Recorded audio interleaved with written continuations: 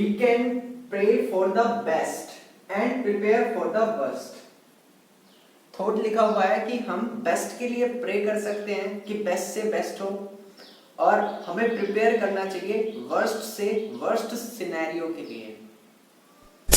तो ये थॉट आपके कितने अंदर तक गया है वो डिपेंड करेगा कि आपका एक्सपीरियंस इससे जुड़ा हुआ है कि नहीं।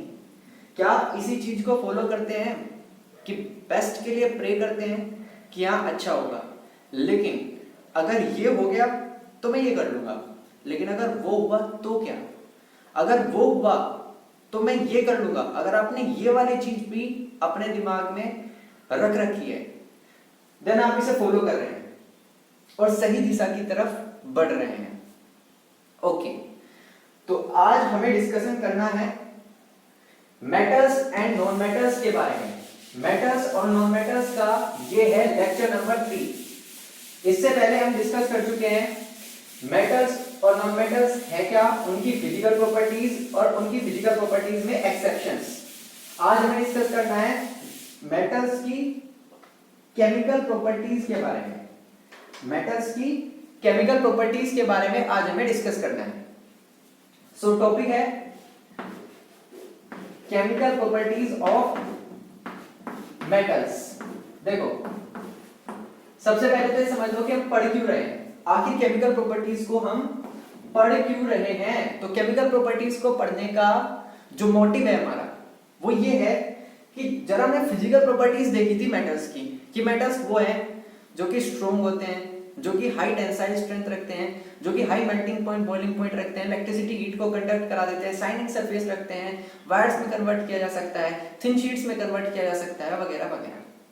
लेकिन हमने देखा था कि डायमंड भी तो स्ट्रॉन्ग है, हार्ड है, high melting point, boiling point रखता है, लेकिन वो तो मेटल नहीं था, वो तो नॉन मेटल है।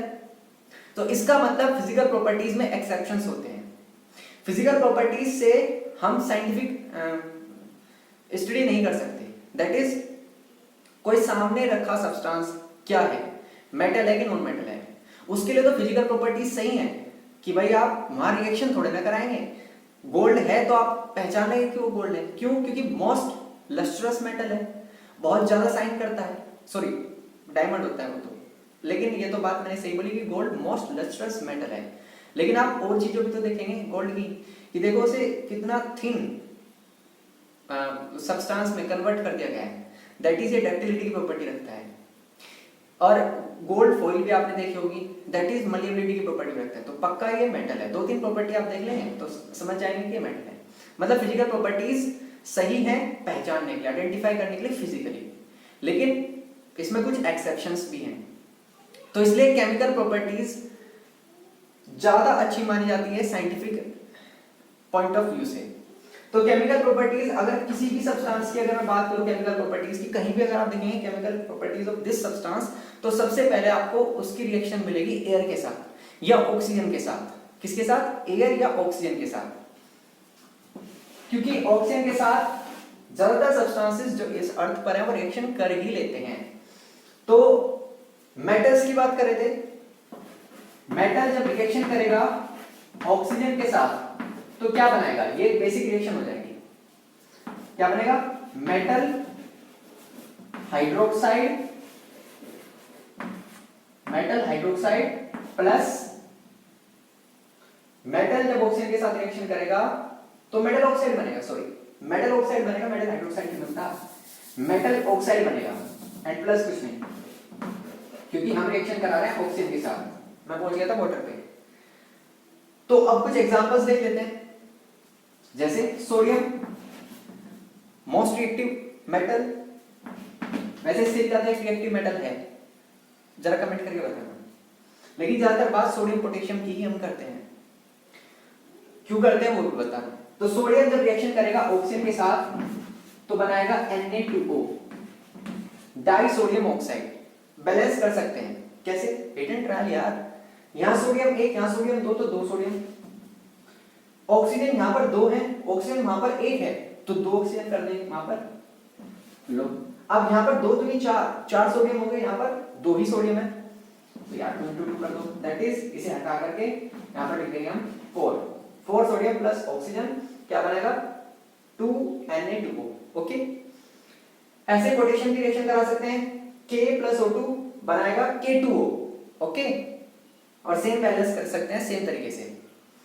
अच्छा, ये जो मेटल ऑक्साइड्स बनके आते हैं, जैसे यहां पर डाइसोडियम ऑक्साइड बनके आया, ये मेटल ऑक्साइड्स बेसिक है नेचर में।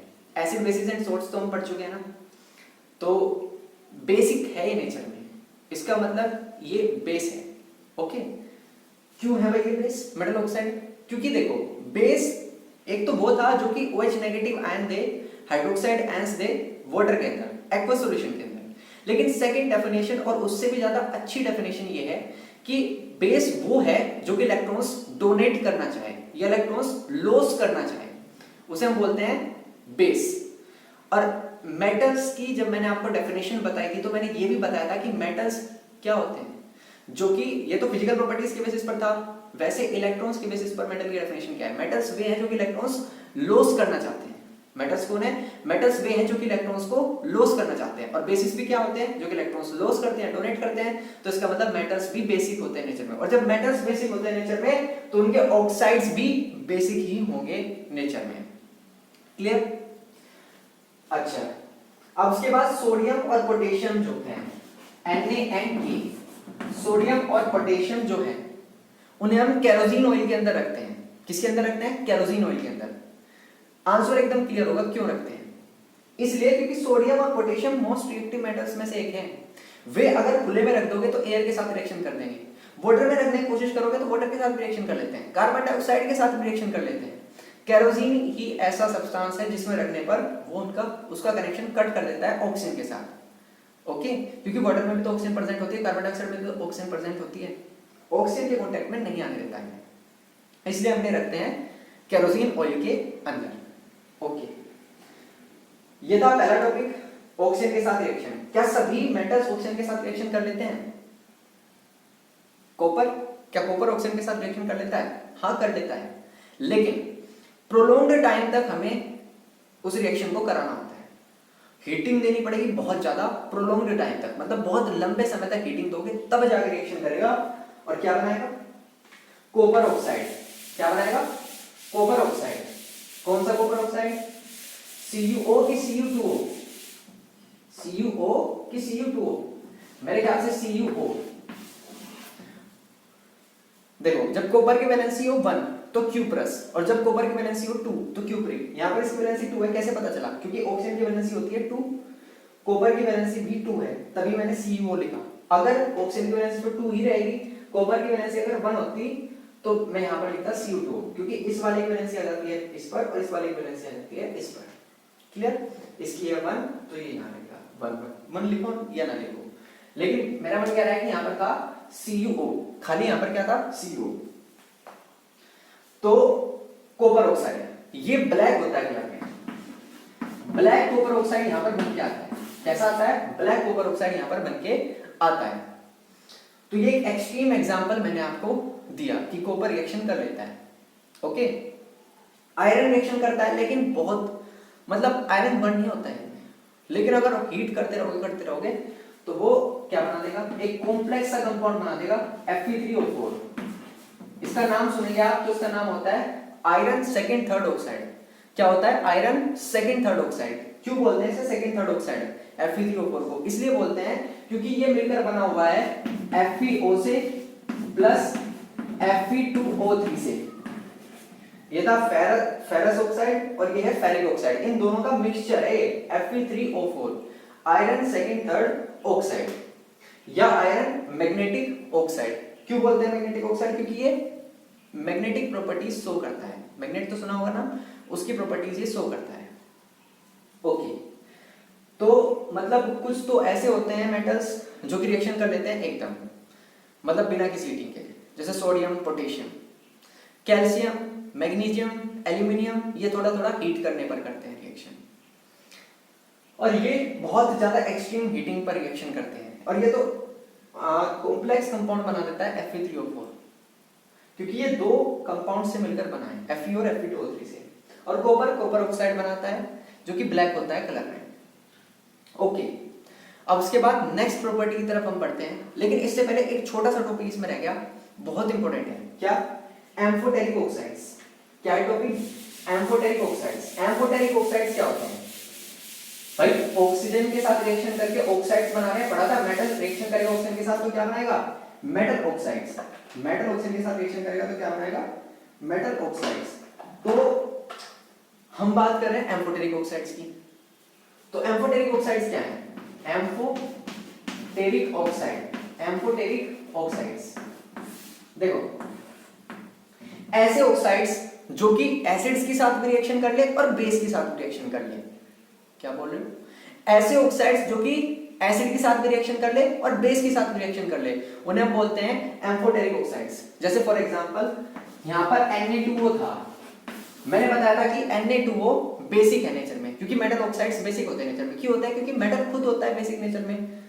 तो ये सिर्फ एसिड के साथ रिएक्शन कर सकता है। Na2O सिर्फ एसिड के साथ रिएक्शन करता है, क्योंकि तभी तो बेस प्लस एसिड मिलकर बनाएगा salt plus water, that is neutralization reaction. Neutralization reaction क्या थी? एसिड प्लस बेस बनाएगा सॉल्ट प्लस वाटर। भाई बेस के साथ रिएक्शन क्यों करता? लेकिन मैं कह रहा हूं कि ऐसे ऑक्साइड्स जो कि बेस और एसिड दोनों के साथ रिएक्शन कर ले, कौन कौन से हैं? इसे हटा देता हूं जिससे कंफ्यूजन ना हो। वो महान ऑक्साइड्स हैं zinc oxide and aluminium oxide. Al2 होती है, एल्यूमिनियम की वैलेंसी होती है 3, तो इसलिए ऑक्सीजन पर चला गया 3 और एल्यूमिनियम पर आ गया 2। तो जिंक ऑक्साइड और एल्यूमिनियम ऑक्साइड ये आपके एग्जांपल्स हैं एम्फोटेरिक ऑक्साइड्स के। अच्छा, कैसे शो करूंगा कि ये ऑक्साइड एम्फोटेरिक ऑक्साइड है या नहीं? ये भी तो क्वेश्चन आ सकता है। तो भाई एक बार एसिड के साथ रिएक्शन करा दूंगा, एक बार बेस के साथ। तो जड़नों का रिएक्शन कराया मैंने एसिड के साथ, HCl के साथ, तो क्या बनेगा? अगर ये एसिड है तो ये बेस की तरह बिहेव करेगा और क्या बन जाएगा? Salt plus water. ZnCl2 तो सॉल्ट हो गया और वाटर तो वाटर है ही, बैलेंस कर लेना, ये आपका टास्क है। और अगर ZnO रिएक्शन करेगा बेस के साथ, दैट इज NaOH के साथ, तो अगर ये बेस है तो ये एसिड की तरह बिहेव करेगा। अब यहां पर थोड़ा सा इंपॉर्टेंट कंपाउंड बन के आएगा, अजीब सा लगेगा आपको, Na2ZnO2, इसे हम बोलते हैं सोडियम जिंकेट। जरा इसके बारे में पढ़ना एक बार गूगल करके। तो Na2ZnO2 सोडियम जिंकेट इसका नाम है। क्या है? सोडियम जिंकेट, कॉम्प्लेक्स कंपाउंड है, प्लस वाटर अलग निकल जाएगा। ठीक सेम केस है एल्यूमिनियम के साथ, एल्यूमिनियम ऑक्साइड के साथ। एल्यूमिनियम ऑक्साइड जब HCl के साथ रिएक्शन करेगा तो AlCl3 बन जाएगा प्लस वाटर अलग, बैलेंस कर लेना। अगर एल्यूमिनियम ऑक्साइड रिएक्शन करेगा बेस NaOH के साथ तो यहां पर भी अटपटा सा कंपाउंड, कॉम्प्लेक्स कंपाउंड बन के आएगा। क्या? NaAlO2। ये क्या था? Na2ZnO2 और वो बन के आएगा NaAlO2, sodium aluminate, AluMinate, sodium aluminate. तो यहां पर बन के आएगा सोडियम एल्यूमिनेट और यहां पर सोडियम जिंकेट, Na2ZnO2 NaAlO2। तो ये फर्स्ट आपका प्रॉपर्टी क्लियर हुई। क्या थी ये प्रॉपर्टी? कि ऑक्सीजन के साथ रिएक्शन मेटल कैसे करते हैं और रिएक्शन करके कैसे कंपाउंड बनाते हैं, किस टाइप के रिएक्शंस ये देते हैं। उससे अटैच एक important topic amphoteric oxide. Second property जाहिर सी बात है, ऑक्सीजन के बाद सबसे यूनिवर्सल चीज वाटर ही बची। क्या? वाटर। तो वाटर के साथ रिएक्शन कैसे करते हैं, क्या बिहेवियर होता है इनका, वाटर के साथ रिएक्शन करके क्या बनाते हैं, अब उसकी तरफ बढ़ते हैं। देखो जब वाटर के साथ रिएक्शन करता है कौन? मेटल, तो दो तरीके से रिएक्शन कर सकता है। मेटल रिएक्शन करेगा वाटर के साथ, दैट इज H2O के साथ, क्या बनाएगा? Metal hydroxide plus hydrogen gas release. ये एक तरीके की रिएक्शन है। सेकेंड तरीके की रिएक्शन, मेटल रिएक्शन कर रहा फिर से वाटर के साथ, लेकिन क्या बना रहा? Metal oxide plus hydrogen gas release. अब ये क्या बात हुई? वाटर तो वाटर ही है, कंडीशन है। क्या कंडीशन है? यहां पर जो वाटर है वो मैंने लिया है हॉट या कोल्ड, दैट इज है तो वाटर ही, या तो कोल्ड वाटर ले लो या हॉट वाटर ले लो। यहां पर मैंने बात की है स्टीम की, भाप की, मतलब वाटर है तो वाटर ही अपनी, लेकिन वो गैसेस स्टेट में चला गया। यहां पर था वो लिक्विड स्टेट में, यहां पर था गैसेस स्टेट में। तो इसका मतलब गैसेस स्टेट में अलग तरीके से रिएक्शन करता है मेटल वाटर के साथ, और लिक्विड स्टेट में अलग तरीके से रिएक्शन करता है। जैसे जो आपका लिख देता हूं यहां पर, सोडियम है, पोटेशियम है, कैल्शियम है, सोडियम पोटेशियम कैल्शियम, ये दो रिएक्शन करते हैं, ये दो रिएक्शन देते हैं ये वाली, मतलब कोल्ड वाटर या हॉट वाटर के साथ। बस सोडियम पोटेशियम कर लेंगे कोल्ड वाटर के साथ, कैल्शियम कर लेगा हॉट वाटर के साथ। जबकि जो मैग्नीशियम है, आपको दिखाई दे रहा है ना, थोड़ा मैं ऊपर लिख देता हूं, मैं लिखता हूं यहां पर मैग्नीशियम के बारे में, थोड़ा डिस्टर्बेंस हो रहा है, कोई बात नहीं। मैग्नीशियम, मैग्नीशियम आपका फर्स्ट टाइप और सेकंड टाइप दोनों टाइप की रिएक्शन देता है, मतलब हॉट वाटर के साथ भी रिएक्शन कर लेता है और स्टीम के साथ भी रिएक्शन कर लेता है।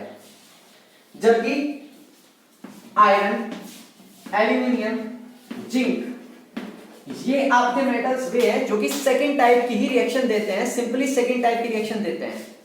हाँ देखूंगा आपको बाद में देखूंगा सर, जो डिस्टर्बेंस कर रहा है उसे देखेंगे बाद में। तो आयरन, एल्यूमिनियम और जिंक के साथ, मतलब आयरन, एल्यूमिनियम और जिंक जो है वो आपकी सेकंड टाइप की रिएक्शन देते हैं और फर्स्ट टाइप की रिएक्शन देते हैं सोडियम पोटेशियम और कैल्शियम। और मैग्नीशियम वो दोनों टाइप की रिएक्शंस दे सकता है।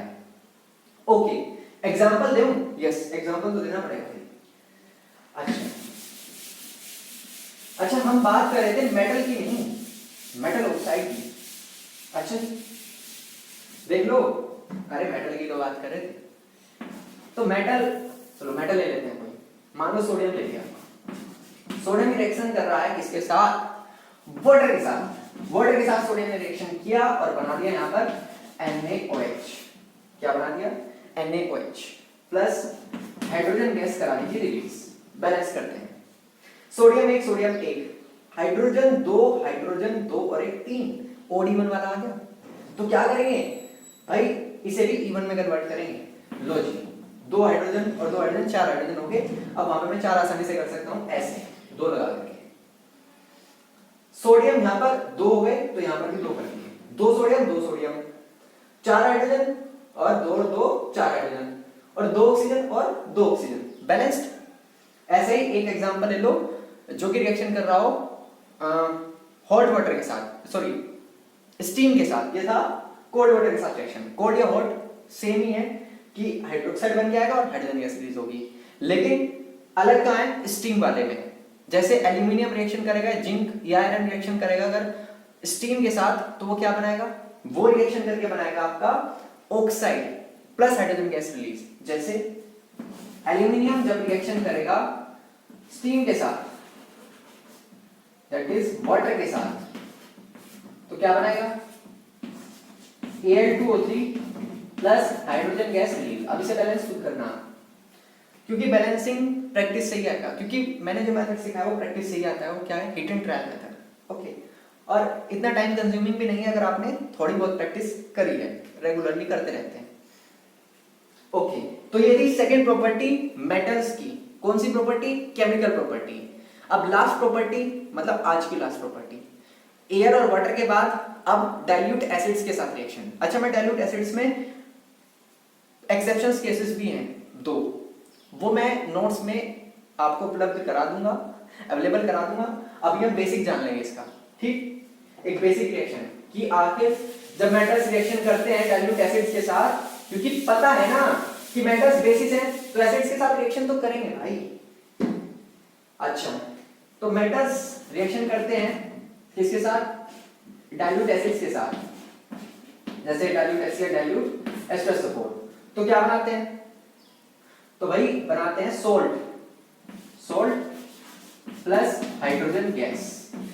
ये है बेसिक फंडा उसका। एक आपको उसमें मिल जाएगा कॉपर का एग्जांपल कि कॉपर HCl के साथ H2SO4 के साथ रिएक्शन क्यों नहीं करता। एक मिल जाएगा आपको वहां पर नाइट्रिक एसिड का केस, कि नाइट्रिक एसिड के केस में कोई भी मेटल ले लो, नाइट्रिक एसिड के केस में कोई भी मेटल ले लो, वो हाइड्रोजन रिमूव नहीं करा सकता, मतलब ये हाइड्रोजन नहीं बन के आएगी वहां पर उस रिएक्शन के दौरान। लेकिन 2 एक्सेप्शंस उसमें मिलेंगे, मैग्नीशियम एंड मैंगनीज। ये 2 ऐसे मेटल है जो कि नाइट्रिक एसिड के साथ रिएक्शन करके हाइड्रोजन को निकलवा लेते हैं। जैसे सिंपल मतलब HCl और H2SO4 निकलवा लेते हैं। देखो ध्यान से सुनो, HCl H2SO4 होगा तो ये रिएक्शन होगी, लेकिन अगर HNO3 होगा तो ये रिएक्शन नहीं होती, हाइड्रोजन नहीं बन के आता, क्यों नहीं बन के आता? उसका रीजन मिलेगा आपको वहां पर नोट्स में। और ये दोनों बना लेते हैं, ये है एक्सेप्शन। ओके, और फिर मैंने बात की थी सबसे पहले कि कॉपर रिएक्शन नहीं करता HCl या H2SO4 के साथ, वो क्यों नहीं करता वो भी बताएंगे। अच्छा, अब लास्ट में डिस्कस करते हैं कुछ फैक्ट्स, क्योंकि कुछ पता नहीं कौन सी चीज कहाँ काम आ जाए। ओके, तो कोविड-19 के रेस्पेक्ट में ही डिस्कस करेंगे सबसे पहले, और फिर डिस्कस करेंगे साइंस के रेस्पेक्ट में, क्योंकि हम पढ़ रहे हैं साइंस। तो चलो सबसे पहले साइंस के रेस्पेक्ट में करें। तो चौक भी नहीं चल रही है। तो स्पेस में एक ऐसा बैक्टीरिया डिस्कवर किया गया है, मतलब उसे 3 साल से छोड़ रखा था स्पेस में, ऑब्जर्वेशन में था वो, और वो 3 साल बाद भी जिंदा रहा। तो कमाल की बात, पता नहीं आपको ये लगी या नहीं, सोचना इसके बारे में कि स्पेस में भी बैक्टीरिया रह सकता है, मतलब लाइफ इज पॉसिबल। कहां? अर्थ के बाहर भी, outside the earth life is also possible outside the earth. ये यहाँ पर कहीं ना कहीं प्रूव करता है पैनस्पर्मिया थ्योरी को। पढ़ना इसके बारे में अगर इंटरेस्ट हो, कि एक प्लेनेट से दूसरे प्लेनेट पे भी ट्रेवल कर सकते हैं कौन? बैक्टीरिया, मतलब लिविंग ऑर्गेनिजम्स, और वहां पर भी लिविंग सीड्स भी वहां पर बो सकते हैं, मतलब लाइफ को वहां चालू कर सकते हैं हमें जाकर के। तो मतलब बैक्टीरिया यार स्पेस में रह गया 3 साल तक, इतनी हार्श अल्ट्रावायलेट रेज वो सहन कर गया। जापान के लोगों ने, आपका मतलब जापान के साइंटिस्ट ने ये स्टडी किया है। अच्छा, सेकेंड थिंग, कोविड-19, तो अभी यूनिसेफ का रिपोर्ट आया, United Nation International Children UNICEF, हाँ, इमरजेंसी फंड, उन्होंने कहा है कि 463 million students all over the world access नहीं कर सकते ऑनलाइन क्लासेस को। तो कितने आप मतलब सुखी हैं कि आप ऑनलाइन क्लासेस को यहाँ पर ले पा रहे हैं, या कहीं भी ले पा रहे हैं ऑनलाइन क्लासेस को। 46 करोड़ 30 लाख बच्चे नहीं ले पा रहे all over the world. So you can compare you with them, कि आप कितनी अच्छी लाइफ जी रहे हैं उनके मुकाबले, कितना सब कुछ आपको मिला है। अच्छा, अकेले 28 करोड़ से ज्यादा बच्चे भारत में अफेक्टेड हैं, किस वजह से? 15 लाख से ज्यादा स्कूल्स इंडिया के अंदर बंद है, उसकी वजह से 28 करोड़ से ज्यादा बच्चे यहाँ पर भी अफेक्टेड हैं। और आपको पता ही होगा कि ऑनलाइन क्लासेस कितने बच्चे अटेंड कर पाते हैं इंडिया के अंदर, खुद अंदाजा लगा सकते हैं। तो ये था आज का टोटल डिस्कशन। अगर लेक्चर पसंद आया तो लाइक कीजिए, सब्सक्राइब कीजिए, शेयर कीजिए, और कमेंट करके बताइए कि कौन सा पार्ट जो है थोड़ा और मतलब अच्छा करना है मुझे अपने वीडियो में। तो पढ़ाई करते रहिए, धन्यवाद।